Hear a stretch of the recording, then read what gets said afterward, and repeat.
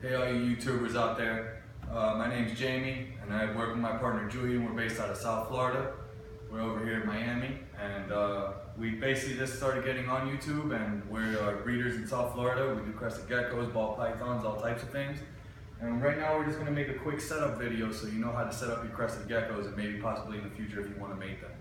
We'll also be doing some unboxing videos showing you some multi-gene morphs of our crested geckos and what we'll be coming out with.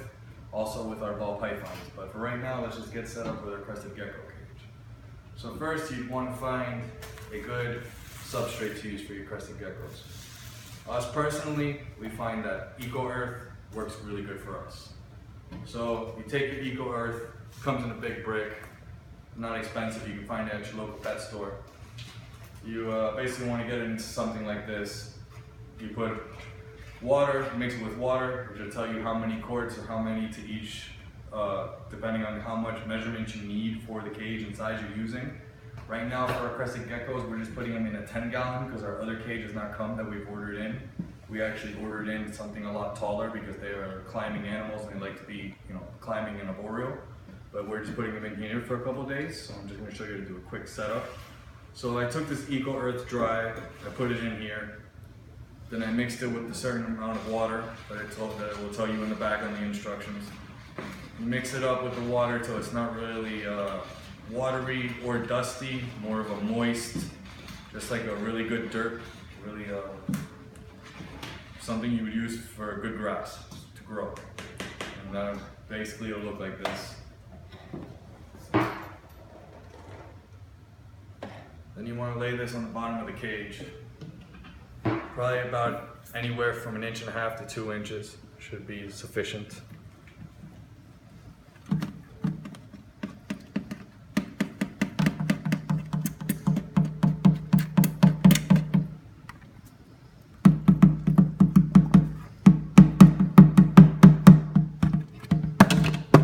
It'll get stuck if it's still moist.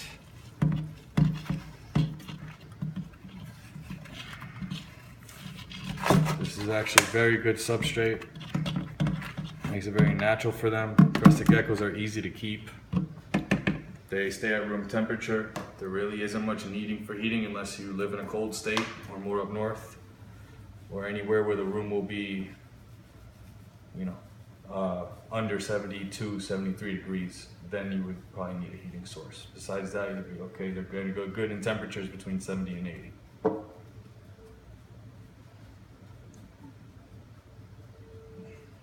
So basically, if you're comfortable, they'll be comfortable too.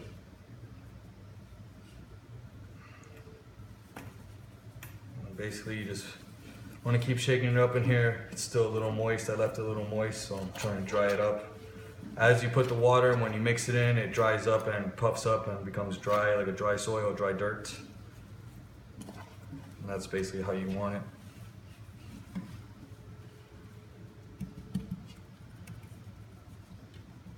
Want to pat it down.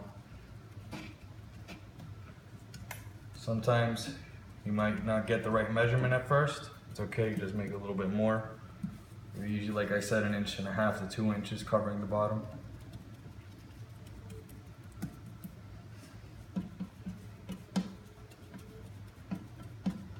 It will want to build up in the corners, and just pat it down, get it to the middle.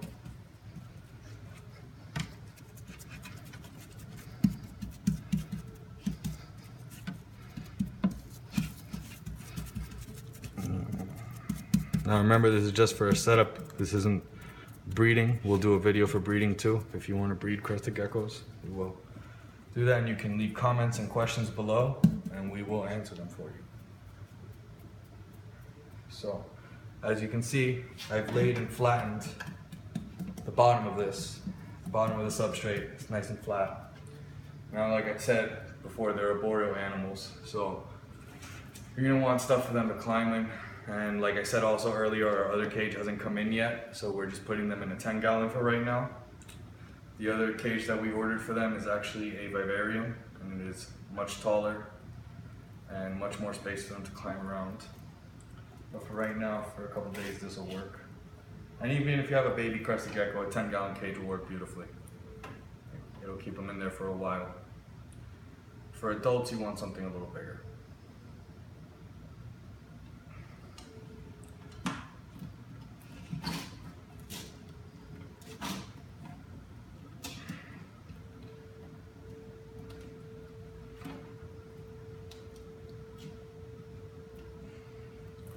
These suction cups that come on the branches are not the greatest, as you guys can see. I'm in a little bit of trouble.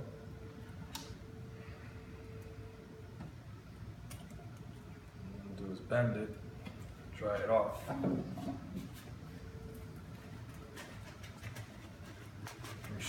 Dry spot. There we go, perfect. So, flip this around so you guys can see. Put it in the corner for them to climb. We got another one over here.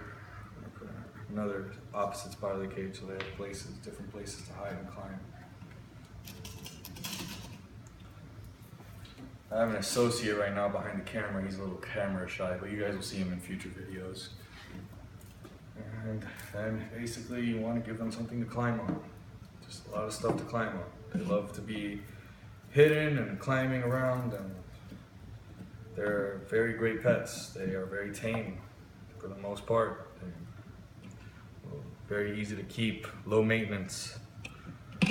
If you don't like feeding them bugs, you can always feed them things like Pangea, baby food, peaches.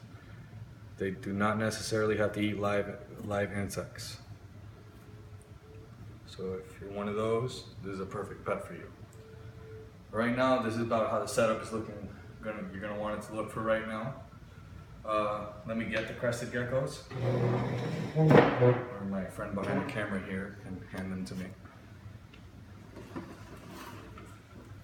You always want to have the cage top right about there, because these guys will jump no matter what. These guys will, and if you're not holding them right or they're not used to being held, they can jump pretty far distance, and the last thing you want is one of them to get hurt.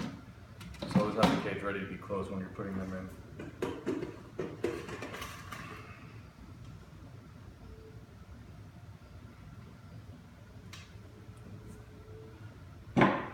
This is a vanilla cream pinstripe male.